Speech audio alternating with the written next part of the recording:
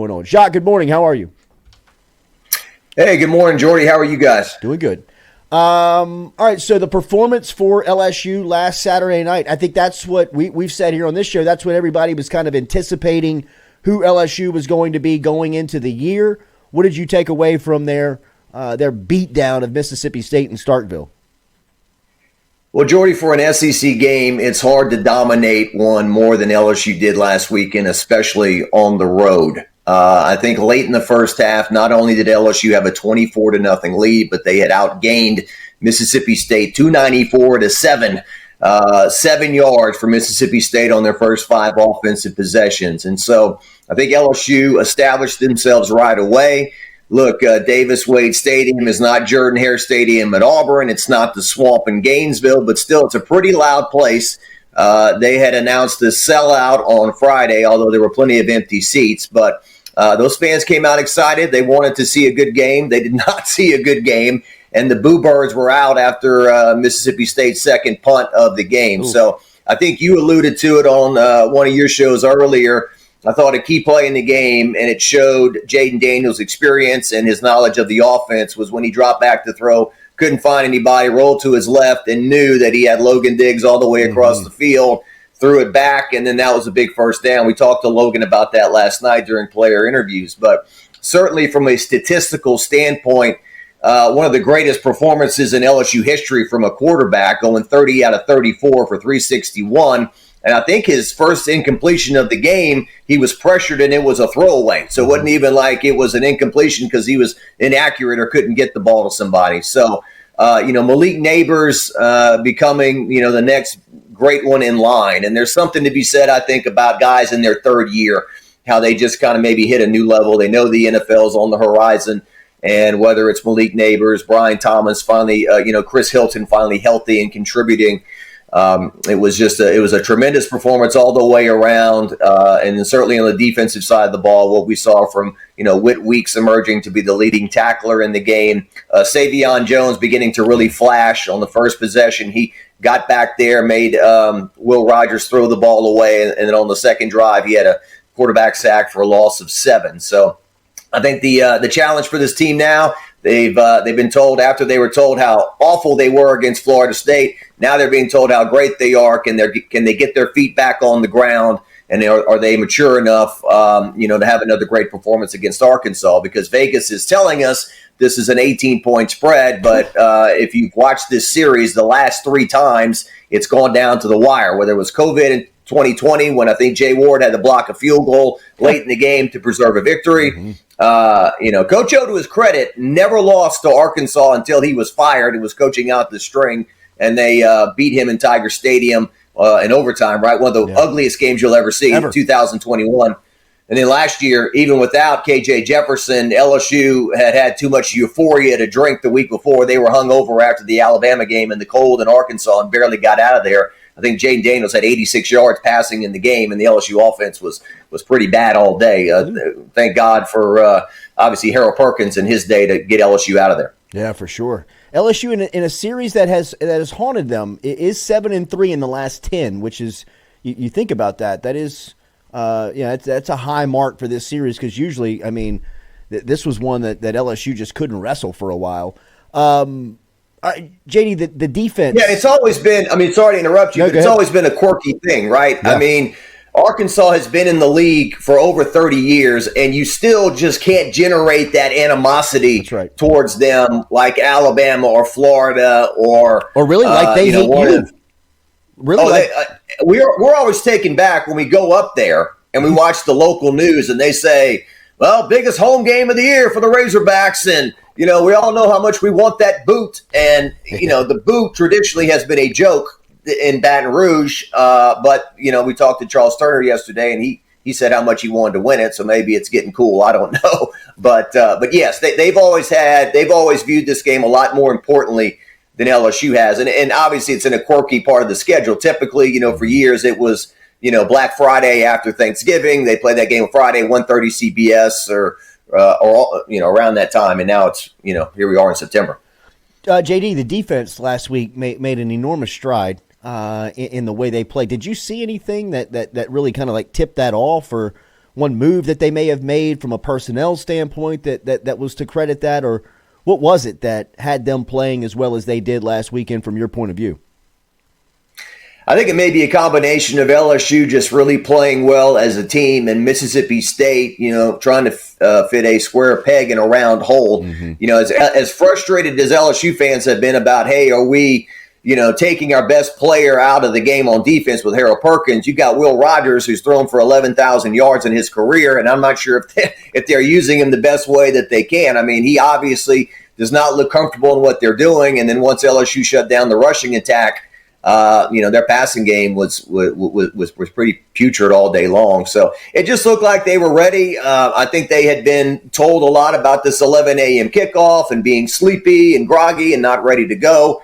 They tackled very well. They put pressure on the quarterback. I heard you talking about Denver Harris earlier, and if you don't say a guy's name in that position, chances are it's a good thing. And so, we really didn't hear much about LSU secondary in terms of anybody getting beat. I mean, I think the only really mistake they made in the first half was it was Zy Alexander, right? Had a chance to make the tackle on Woody Marks, and he missed it, and 52 yards for a touchdown. But, even in the second half, early in the second half, when State perhaps had, some hopes of getting back in the game, the LSU defense came out very sharp. And I think the linebackers are playing well. I think Greg Penn is a great leader there. And, I think Mason Smith, he's trying to come along and get back in there and become the guy that we're expecting. He's doing his best. Hopefully, maybe this third game is his breakout.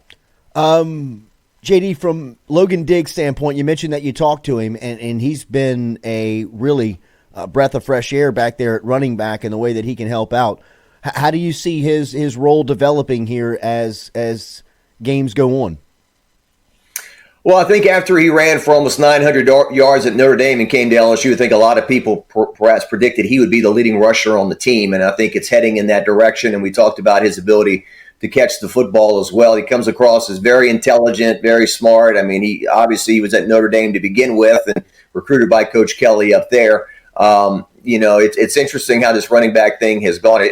Has Trey Bradford played since he caught that pass to start the year? Where he's unsolved mysteries. Where's Trey Bradford? Right, he's gone. So, but I like how they're supplementing Josh Williams in there. I think he. I know you guys were talking about seniority, but I like how, he can score you touchdowns along the goal line. I think that's a good thing. Emory, I heard you talk about that a little bit. I think that was a bit of a 4-speed with Emory against Mississippi State. I think one thing they did, and I'm just a nerd, I remember these things, but I remember when LSU played Mississippi State in Tiger Stadium last year, the first play in the game, I think it was, Daniel snapped it and he threw it, that little side pass to Emory in the flat, and it gained like 10 yards. They did the exact same thing this time, and State was ready for it. I think it was a 3-yard loss this time around. But, Caleb Jackson is the bright, shiny toy, and certainly he gets everyone excited. And this is the second time I think Coach Kelly has tapped the brakes on Caleb Jackson. Certainly when LSU released that video from the scrimmage when he caught the short pass and went 80 yards, and then he ran another touchdown in Tiger Stadium. Everyone was glowing about it, and Coach Kelly's like, hey, he's still learning. He's young. And then after this, he's the highlight on SportsCenter. Everyone's talking about it. And yes, it certainly reminded me of Leonard Fournette trucking the Texas A&M defender in a College Station, and also, him destroying that guy against Ole Miss in 2016. But Coach Kelly continuing to say, look, he doesn't know the rules. He's still kind of learning the game and, in the pass pro blocking and stuff like that. So, but man, he's got something. Maybe we make it too simple as fans and say, hey, it's a running back, give him the ball and tell him to run. But that'll be interesting, Caleb Jackson's development. And by the end of the year, are they counting on him more than what they are right now? What do you expect to see from the quarterback after that performance? That was so dominating. You haven't seen that since Burrow, and before that it feels like it's been since Hodson or Rohan. Since you've seen numbers and efficiency like that. Do you expect the ball to be pushed down the field more after what you saw on Saturday with the efficiency and the ease in which they did that? Well, Jordy, you remember the season opener 2020 COVID when State came in with KJ Costello and threw for 1,000 yards, not quite, 618, whatever it was.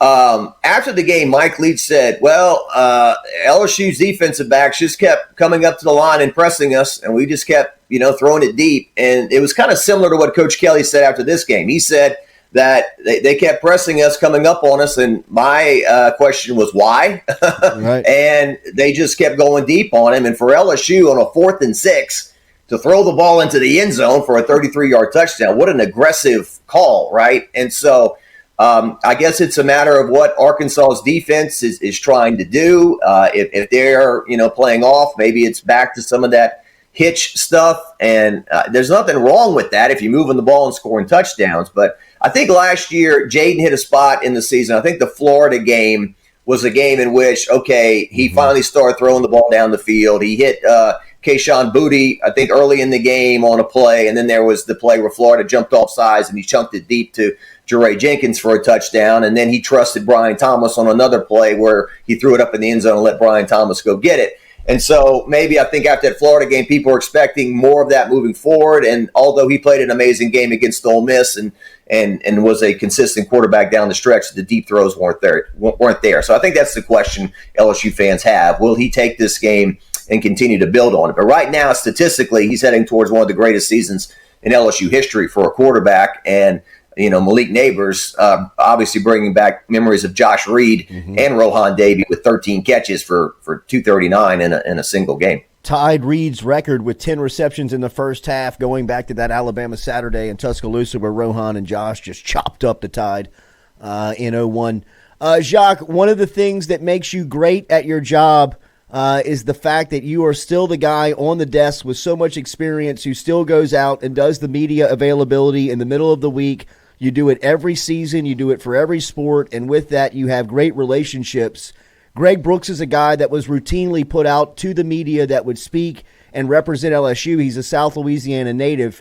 He got some news over the weekend that is just devastating from a medical standpoint, where he has a brain tumor that had medical emergency surgery, opened him up over the weekend, and now waiting on a biopsy result to find out the test of that tumor. When you heard that news, what was your reaction, and what do you imagine the effect will be on this team, knowing what Greg Brooks meant to the program?